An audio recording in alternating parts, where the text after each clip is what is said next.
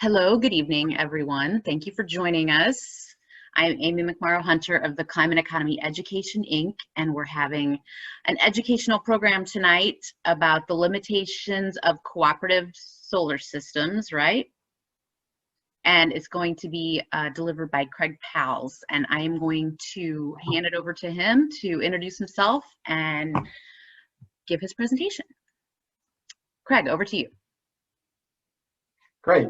Well, thank you very much, Amy. We're excited to be here tonight. So this is, I think, part 2 of a 4-part series, or maybe there's 5 presentations, but we're covering different topics. So tonight, topic of my presentation is exploring co-op solar system limitations. So we'll get into net metering policies and sizing limitations, and just kind of talk about some of the key issues that are found in many of the co-op presentations. Can everybody see this okay? I don't have it in presentation mode, but I can launch it in that mode. That helps. Well, you'll need to share your screen now. Oh, okay. Oops. Okay, I'm going off the...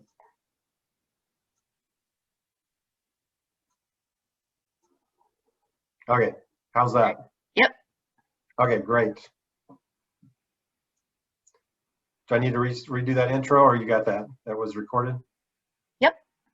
Okay, excellent. So, just brief introduction of myself. My brother and I founded Tock Energy in 2006, so we're celebrating our 15th year in business. We primarily do solar in downstate Illinois, and last year we dealt with 20 different utilities throughout the year, and done a little bit of work in Missouri and Indiana as well, and typically in rural areas in those states. It's a lot of very similar situations. So give you just kicking off here, just give you kind of a broad overview of kind of the utility maps. So like this is Ameren, Illinois service territory. So Ameren, Illinois is distinct from Ameren, Missouri. So tonight we're really focused just on Illinois, but this just is a map that Ameren has on their websites, and they're very clear. You know, each state has different regulatory policies, so utilities tend to be more geared towards state by state. You know, many have overlapping boundaries, so it usually gets into, you know, various corporate structures. But Ameren, Illinois grew from a consolidation and acquisition of several other smaller utilities. I know when I was growing up, we were served at home by CIPS, Central Illinois Power. And then, you know, ultimately Ameren purchased CIPS among some other utilities in Illinois to form what we know today as Ameren, Illinois. So, and far northern Illinois was not shown, is mostly ComEd territory. In downstate Illinois, there's Mount Carmel Electric Utility, and so there's a lot of different things going on. But if we narrow in on the rural co-ops, just really taking a snapshot of, you know, more south central to southern Illinois, this map shows all the various rural co-ops that exist. So the names on the map might be a little difficult to read, so that's why I put the text off to the right or to the left. But you can see about every 20-30 miles you're in another boundary. So for all of us in the solar industry, there's a lot to keep on top of, a lot to keep track of. There's a lot of similarities in the policies, but each utility have their own little quirks and requirements and variations. So that's one thing we'll go through a little bit further tonight. The other thing into the mix, then we have municipal utilities. So these are small towns. Typically, there's in northern Illinois, I believe Naperville has their own utility, and they're obviously a much larger city. But generally, downstate Illinois, we're talking a lot of small towns that basically operate their own electrical distribution system. They may have some backup generators to support their local distribution, but otherwise they're wholesaling power from a central source and providing all the wires and metering services in the local community. So on top of the rural co-ops, then there's various municipalities to deal with too. They often tend to be a little bit behind even the rural co-ops in terms of the policy, but I think most of them have seen solar by now, and by this time usually have some kind of interconnection policy and net metering and or you know, policies dictating how power is being handled to or from the utility. So let me back up here. So this was talking about the rural co-ops. Now, a lot of these rural co-ops are served by a wholesale power provider. And let me jump forward here to this map here. So Prairie Power is a major power wholesaler. They're shown by the blue area. You have Wabash Valley, covers like the orange areas. So the co-ops that are in the blue area would be working with Prairie Power. If you go down to Southern Illinois, like Southern Illinois Power Cooperative serves as a wholesale power provider to several of the co-ops in that area. You have Hoosier Energy off to the southeast. So the policies by utility, by rural, and this is, now we're just staying focused on the rural electric co-ops here, but so depending on each rural co-op, their policies, usually this gets into, if you get over 10 kilowatts or 20 or 40 kilowatts or whatever their limit is, if you get into larger systems, so maybe for a large farm or a commercial business, then the value of excess energy is often dictated by the power wholesale interconnection net metering policy, if they offer net metering. In this case, usually it's more of a avoided cost arrangement. So this is a map of this. So then let's drill into this a little bit further and just look at, like, just calling out Prairie Power as an example. So off to the left, that small diagram, you see the overall state of Illinois and the Prairie Power territory. But the larger diagram to the right, which is a little bit easier to see. So like starting on the east side of the state, Eastern Illini is a member of Prairie Power, Coles Moultrie, so their home office is in Mattoon, Illinois, Shelby Electric, so on and so forth. So these are the member co-ops that work with Prairie Power and buy power from Prairie Power. So Prairie Power is in charge of basically wholesaling the power, and some of these wholesale power providers own power plant assets, have investment stakes in, like typically coal power plants, and supplement with other power from the general market. So just kind of a brief introduction to get the lay of the land and a who's who overview. So as I mentioned in the beginning, there's a lot of policies to keep up with. So that's our job, is to read these policies, coordinate with the utilities, understand how they want things connected, but then also as we communicate with our customers, as we size solar systems and try to optimize their investment, really our ideal goal is to generate a kilowatt hour with solar and then have that kilowatt hour valued at retail power prices. So it really gets into the finer details of each utility's policy to see, if there's net metering or not, and the details of how power is compensated for. And we'll keep diving into that. So the big type of limitations, which is really the subject of this presentation, then is, the big ones are shown here. So like a kilowatt hour cap. So many policies will read that if a system is 10 kilowatts and below, a utility may offer net metering or some variation of net metering. If it's over 10 kilowatts, all the way up to typically 2 megawatts, then oftentimes net metering no longer applies and they offer some kind of avoided cost structure. So if a kilowatt hour is greater than, if the kilowatt hours are not used on site, then excess kilowatt hours go back to the grid, and then the value of that is often compensated at avoided cost. So one thing we've seen when we first started, a lot of these policies just declared a KW, but it didn't specify AC or DC. And utilities provide power in AC, so I think they normally would assume AC. But what we've seen over the years is, I think, as co-ops build other roadblocks for trying to minimize the amount of solar capacity, is they'll start changing the rating to like a DC capacity. So typically the AC capacity of a solar array is usually 15, 20%. It can be larger, lower than the DC rating. So it's another way to kind of slyly suppress solar capacity. I mean, you can still build bigger systems, but what the impact is on the end user is if you go to the bigger size class, if you go over their limit, then typically you're losing the advantage of maybe net metering and then finding your excess kilowatt hours being valued at avoided cost, which is typically 1/3 or 1/4 the value of retail. So that's the significance of that issue.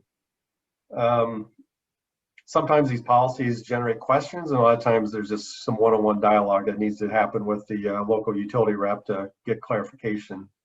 And so the moving down the bullet below, so other types of policies, typically net metering or bidirectional. So an ideal net metering policy is really like Ameren offers, like the ideal net metering. They tend to be the gold standard, I suppose, in Illinois. There's been a few other utilities that offer some good ones, but so when there's excess kilowatt hours generated, when they're banked at a 1-to-1 kilowatt hour value and then carried over month after month, that's really the ideal scenario. And even with Ameren, for example, there would be an anniversary date. So at the end of, there's a fall anniversary date and a spring anniversary date. So depending on the load profile of the customer, there might be more optimum to do a reset of that, declaring that anniversary date, say in November, and but in many cases April is the ideal situation. So in those cases, like in Ameren's case, it is a use it or lose it. So you can generate excess credits month after month, but if you have excess going into your anniversary date, then at the end of the anniversary date, the clock is reset, so to speak. Your kilowatt hour credit bank is reset to 0, and you start over. So some utilities offer net metering on a monthly basis, where they will look at the day-by-day excess and bank that excess, so to speak, and at the end of the month do a true-up. So at the end of the month, if there's any excess kilowatt hours, then their policy will dictate the value of those kilowatt hours. In a lot of these co-ops where they do still offer a monthly net, usually that's still avoided cost or retail value, and whether there's carryover or not, that also is a policy or utility by utility issue. So the last major policy is bidirectional, and that's really when a kilowatt hour is being consumed on site. That's just one less kilowatt hour you have to buy from the grid, but the minute there's excess energy from the sun and greater than what the customer's load is, that kilowatt hour will go back to the grid, and typically that is just captured in real time and accounted for accordingly and valued at whatever, typically avoided cost. So that's where, with a lot of residential systems, a lot of people are gone for the day, and I've got a chart. I'll get into that here, so I won't get into that too much.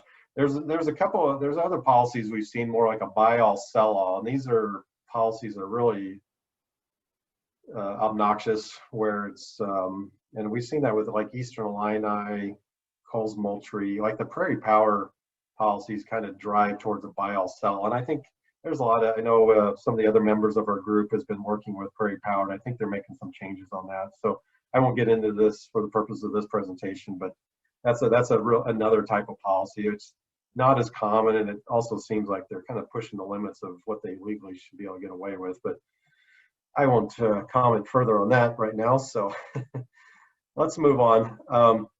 This is kind of a typical, as I was kind of starting to allude to earlier, is kind of a common residential situation. So the blue area would represent like the customer's load, and you can see starting on the left, where they wake up in the morning, they turn on a light, flip on the coffee pot, crank up the heat or the air conditioning or whatever. And so typically as human activity increases, energy increases, and there's load till like maybe later morning, and then all of a sudden everybody goes to school, goes to work, and then things get shut off. And you still have refrigerators that cycle on and off. You might have air conditioning that cycles on and off throughout the day. But this is kind of an illustration. What often happens is load will kind of peak a little bit in the morning and then taper off during the day. And then as people come home in the evening, then turn things on again, and load often is higher in the evening hours. So if you then overlay the customer's demand profile with the output profile of a solar array, that's kind of represented by the orange area. And the green section would be the area where sunshine is occurring while there's load. And the green area would be a direct offset and reducing demand from the utility. And that's where we're optimizing solar energy production to 100% offset draw from the grid. But once you get into that mid-morning area where the sun is rising and power production increases and load in many cases is dropping off, that's when we find a lot of excess energy.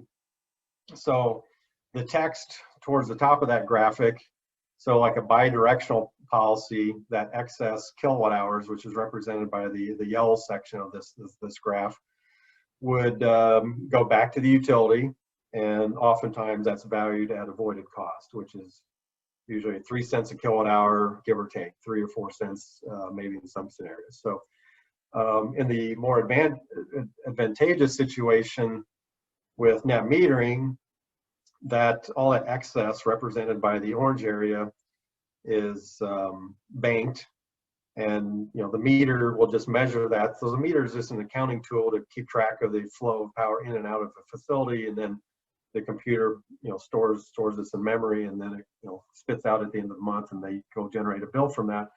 But ideally, if that's banked and then there's a true up at the end of the month, any excess kilowatt hours, or some of these rural co-ops will pay for that at a value, or like in Ameren, as I was talking earlier, that will be banked and rolled over to the next month. So this kind of illustrates the issue further. So and this is on a day by day. So like on days where it's cloudy and rainy, then obviously there would not be a lot of sunshine, and the customer's profile may be higher than the sunshine available for that day. So this is a dynamic situation, changes, second by second, day by day throughout the year. So let's move to another graph. So this is an example of a monthly situation. So if you think about the graph that we just looked at, that happens on Monday, Tuesday, Wednesday, like I said, 30 days of the month typically. So when you accumulate the total kilowatt hours consumed by site, the total amount of kilowatt hours generated by a solar array, and then depending on how that's accounted for, if we do a monthly overlay, portrayed by this graphic. So on the x-axis, you got months, January through December, and on the y-axis, you have kilowatt hours. So from 0 to 3,000, this is an example for just a small residential system. So the total kilowatt hours represented by the purple line, like in the month of January, for example, this customer consumed about 2,500 kilowatt hours. Now this would be represented by their utility bill before they installed solar. So when we size a solar system, then this is a common exercise. We'll just, then also estimate the size of the system, and then generate a output profile, which would be represented by the orange line or the yellow line, and then overlay, and this kind of helps visualize what goes on a monthly basis. So in this case, when you look at like April, May, June, where the orange line exceeds the purple line, you're getting excess kilowatt hours. So again, that's where the policy comes into play, is like, what is the value of that excess energy? So let's go into a little summary, some sample policies here. So this is just a screen grab from a database we try to keep up with. So as I mentioned earlier, policies change a lot. We'll get notified by changes, sometimes not until we have an opportunity. We'll check with the utilities, like, get in touch, look at their website. Hopefully they'll have it online. Sometimes they don't. Sometimes you need to reach out to them, make sure the policy hasn't changed in the last 6 months or whatever. So this is data that I think was current as of January, and I've got put my little disclaimer at the bottom. I know some of our staff deal with this more than I do, and there may have been some updates from here to there, but so that is my standard disclaimer here. But just to go through, for example, so at the top, Ameren, their size limit is 2,000 kilowatts, which is 2 megawatts. They rate their policies in AC. They offer net metering, and pretty straightforward, and it's the ideal policy that we deal with in the state. Then you get into like Clinton County Electric. They have 3 different categories. So if you're under 10 kW, in this case AC, it's rated in AC units. So in this case, we might be able to get away with a 12 kW DC system, but have a 10 kilowatt AC inverter or smaller, and then comply with that category. So in this case, the policy would be broken down. So the policies are, several pages long. There's a lot of verbiage, and you got to start reading through the section that gets into this, like the size systems, and if it's this size, then this, and if it's that, next bigger size, then, if then whatever type of approach. So, so in that middle scenario, if you're a 10 kW AC up to 39.9 kW AC, then they're going to then they have a bidirectional policy type, and excess is paid at retail value. Now this one, from the lower one to the small one, or the medium one, there still says paid at retail value. I think that's consistent, but that one might be, again, that's, like I said, this is might be old information. I know these utilities, there's been a lot of changes been coming across our desk here the last several months. But anyway, if you go down to the third scenario for Clinton County, from you get systems bigger than 40 kilowatts up to 2 megawatts, 2,000 kW. Then if we skip over to the far right, this is where the terms and conditions are then spelled out by the power wholesaler. So anyway, just kind of walking through that, and then going down below, there's Coles Moultrie, kind of same drill. So under 10 kilowatts. Now Coles Moultrie, in this case, they have a DC limit. So again, they're essentially trying to suppress solar size, I believe. They may say differently, but I think that's from, if you're in the solar business, you'd be like, no, they're trying to suppress solar. So anyway, that's just one little detail. But when you go above 10 kilowatts up to 2 megawatts, so under 10 kilowatts excess is paid at avoided cost. They are netting, so at the end of the month they'll net, and then any excess net is then paid out at avoided cost. They're not banking it or rolling that over to apply to the next month. So it's still nice that they net, but it's not that great that it's the excess is paid at avoided cost. So there is a little bit of a financial hit due to that scenario. So let's go to the next slide. So more of the same, basically, just a couple other scenarios here. So we got Egyptian, MJM, Monroe, Southeasterns, Southern Illinois, Southwestern, and again, just different size limits, their caps in DC or AC, and kind of the terms and conditions of how excess is compensated. So, and then also like anniversary dates. So in this case, in the middle here under this column called anniversary date, they do have an annual anniversary date resetting in April or October. If you go down to Monroe here in the middle, then it's more of a calendar month situation. So assuming that would mean, well, that'd be, I guess, a monthly true up, so to speak, as opposed to down here, Southwestern would have an annual. So like at the end of the year, December 31st. So let's do a case study here. So here's a system that we installed, I think it's been about 2 years ago now, this was in Monroe County Rural Co-op, which is in the southwestern part of the state. And this was a 12 kilowatt DC ground mounted array shown by the picture. And it was connected to a 10 kilowatt AC inverter. So the graph, this is the monthly graph. It's very similar to what we just looked at in the previous slide. So this particular customer before solar, if you add up the kilowatt hours by month and plot it, that's represented by the purple line.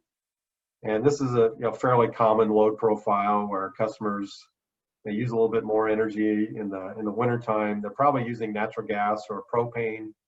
So the 1,000 kilowatt hours is fairly low. It dips a little bit more as you get into March, April, where there's probably a little bit less heating going on. So even energy to run a fan for a forced air system, if there's less heat, there's going to be less draw on a fan. So therefore, there might be a little dip during the springtime.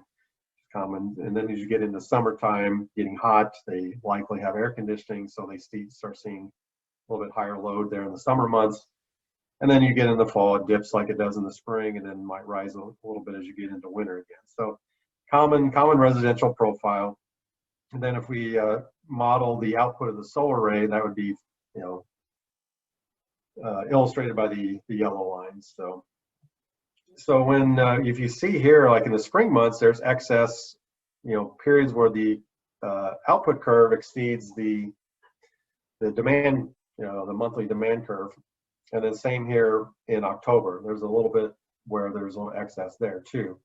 So in applying Monroe's policy for this situation, so this would be a column representing, doesn't show, but January, February, March. So as you start from the top and go down, you're going from January down through December. So the average cost per kilowatt hour for this customer was about 12 cents. This light orange column, the solar generation. So from that yellow line from the previous graph we looked at, this is just the numerical representation of that line. So this would be the output from the sun on a monthly total basis. Then we go into the center part of this table, you get the estimated portion of solar sold to the utility. So really that's representing the excess kilowatt hours at the end of the month above and beyond what the consumer required to satisfy their load. And then the next column to the right is the estimated portion of solar used to reduce the bill. So again, just basic accounting of the kilowatt hours and which bucket they belong in, because ultimately each bucket has a different value. So in this case, if you look at, let's go to the bottom. So and again, back to the left and the light orange column. So this particular array generated 12,789, or it was forecasted to generate that amount of power, which was 101% of the customer's historical electric bill.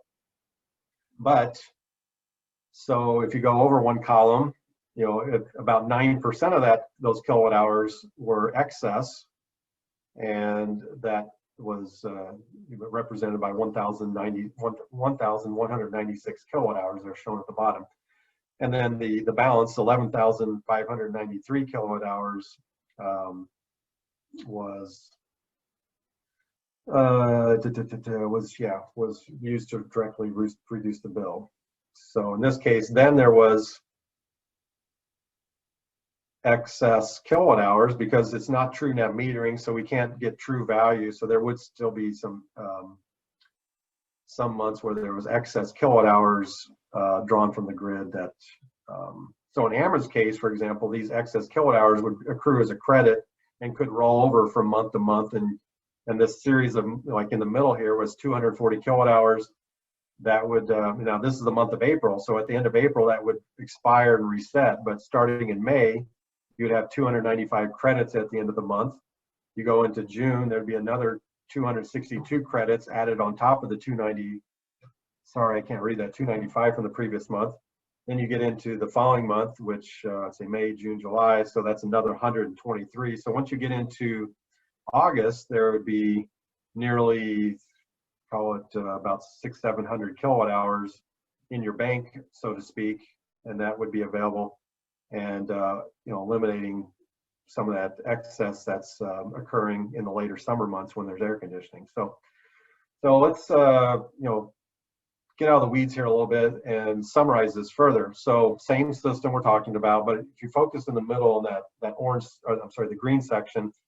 So again, the total system output 12,789. Of that, 11,593 was, basically directly reducing the bill.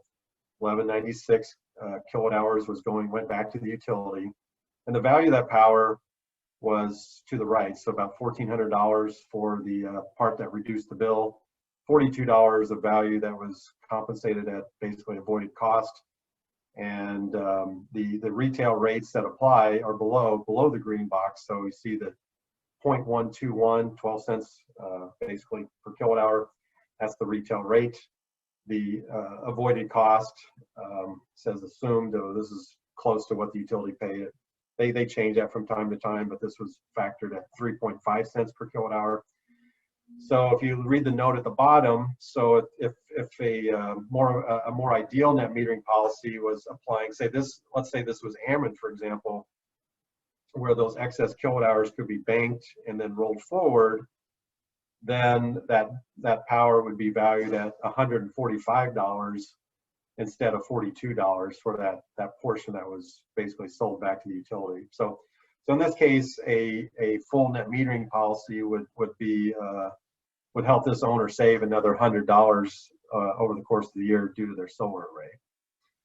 So with that, this basically concludes what I wanted to cover, really touch on the highlights of the policies and some of the limitations. So if I just back up a little bit, just briefly. So in this case, when we talked about the AC/DC rating, so if we were dealing with a utility like, say, Coles-Moultrie, for example, this would most likely be probably a 10 kilowatt, 10.0 or smaller DC array on a probably 7.7 or 8 kilowatt type of inverter.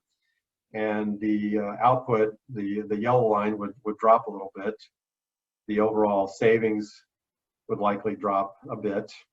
And ultimately the value to the consumer, they're still going to be okay. They got solar, but they're probably going to have a little bit more bill left over to pay the utility than they would if they can go with a little bit larger system. So